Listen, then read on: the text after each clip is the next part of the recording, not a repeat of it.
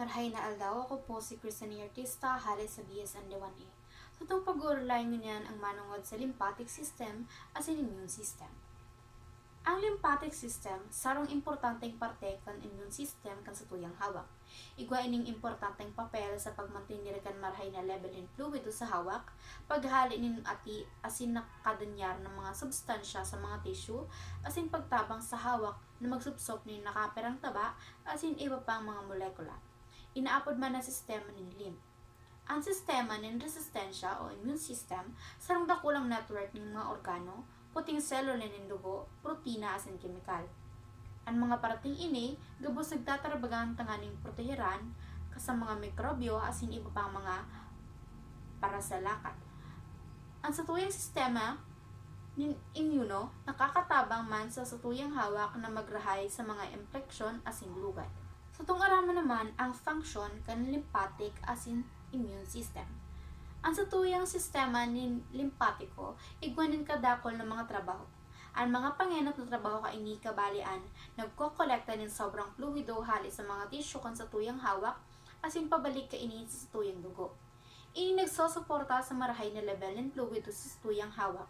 Ang satuyang sistemang lymphatiko, nagsasaray maning mga basura asin abnormal na mga selula gikan sa fluidong ini. Ikandua, nagtatabang sa hawak na magsupsop ng mga taba. Kadaklan sa mga sustansya pwedeng mag-agi sa saradit na mga bukasan, sa mga lanog kan sa tuyang mga kapilarya, asin ang sa tuyang hawak pwedeng magsupsop asin magamit kini. Alagad, ang nakapirang taba asin iba pang mga molekula, sobra kadakula tanganing magbiyahe sa paagi ini. Ang satong sistemang lymphatiko, nagkokolekta ng fluido halis sa satuyang mga bituka na igwakan mga molekula asin dinadara ini pabalik sa satuyang dugo. Ikantulo, nagpoprotehir kan hawak laban sa mga parasalakat. Ang satuyang lymphatic system, parte kan satuyang sistema ng immuno. Ini nagpoprodusir asin nagpapaluwas ng mga lymphocytes sarong klase ng puting selula ng dugo asin iba pang mga selula ng resistensya. Ang mga selula na ini naghahanap asin minaraot ng mga parasalakat, arukan bakterya, virus, parasito asin fungi na pwedeng maglawag sa satuyang hawak.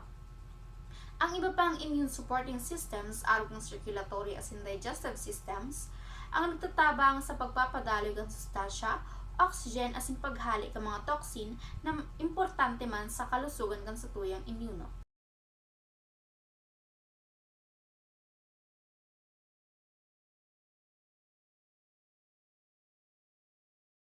Manunyan ang mga organo kang lymphatic systems are the related immune system.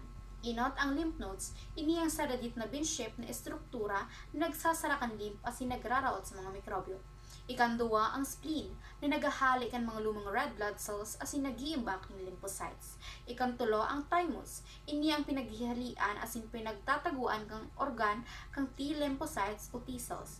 Ikang-apat ang tonsils asin adenoids na mahihiring sa halunan asin dungo. Ini ang nagaharang sa mga mikrobyo na naglalawag sa tutuyang nguso asin dungo. Ikanlima ang bone marrow, ini ang nagigibo kan mga selula kan dugo kabali ang lymphocytes. Kabali man sa mga sumusuportang parte ng immune system ang white blood cells, mucous membranes asin unit. Aramon ta naman ang mga minasunod na trabaho kan organo.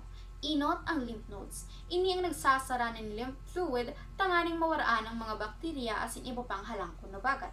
Ikandua ang spleen. Ini ang nagsasara ng dugo, nagtatanggal ng mga luma o raot na pulang cellule ng dugo. Ikantulo ang thymus. Ini ang pinagsasanay kang mga T cells tanganing mabistuan sa diring selula asin dais sa diri. Ikang-apat ang tonsils asin adenoids. Ini ang nagbubuo kang enot na linya ng depensa sa lalamunan asin mga sipi ng dugo. Ikanlima ang bone marrow. Ini ang nagpoprodusir ng gabos ng selula ng dugo, kaibang puting selula ng dugo, pulang selula asin platelets. Sa tuong aramo naman ngunyan, kung paano napapamantener ng homeostasis ang lymphatic asin immune system.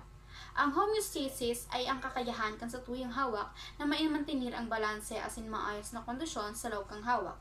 Daw may pagbabago sa luwas, ang lymphatic asin immune systems ang nagtabang sa pamamagitan kang Inot, ang pagmamantinir kang tamang balanse kan fluids sa tuyang hawak.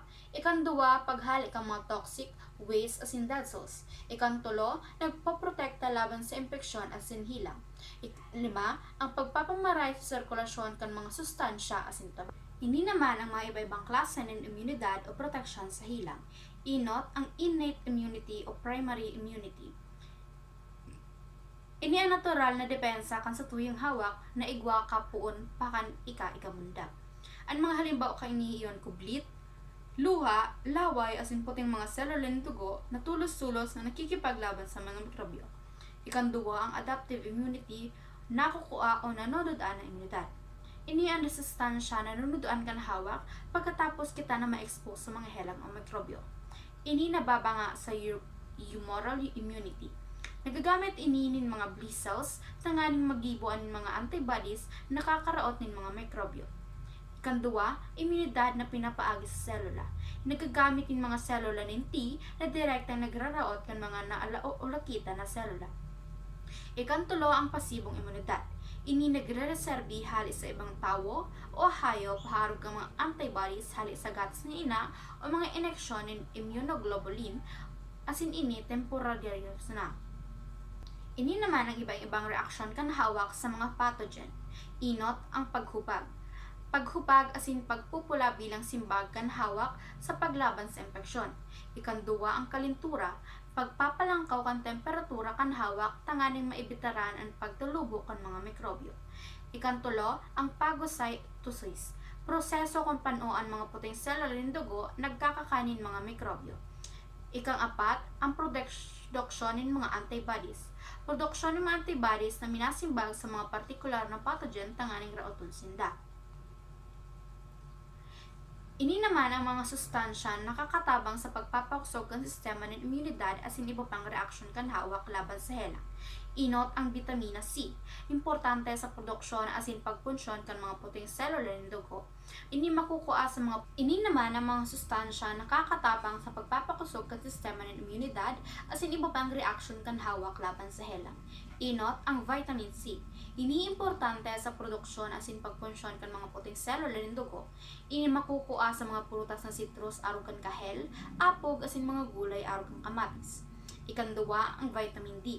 Ini nakakatabang sa regulasyon sa sistema sa resistensya. Ini nakukuha sa liwanag kan saldang, sira asin sugok. Ikantulo, ang zinc. Ini importante sa pagpunsyon kan mga selula ng resistensya asin pagrahay kan lugar.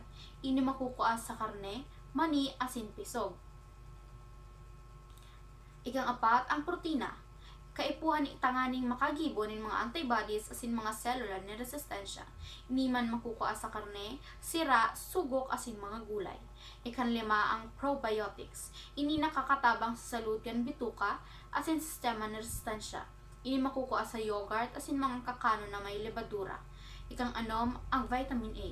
Ini importante para sa kublit asin mucous membranes na iyon inat na depensa kan sa tuyang hawak. Makukuha ini sa mga carrots, kamote asin kalunggay.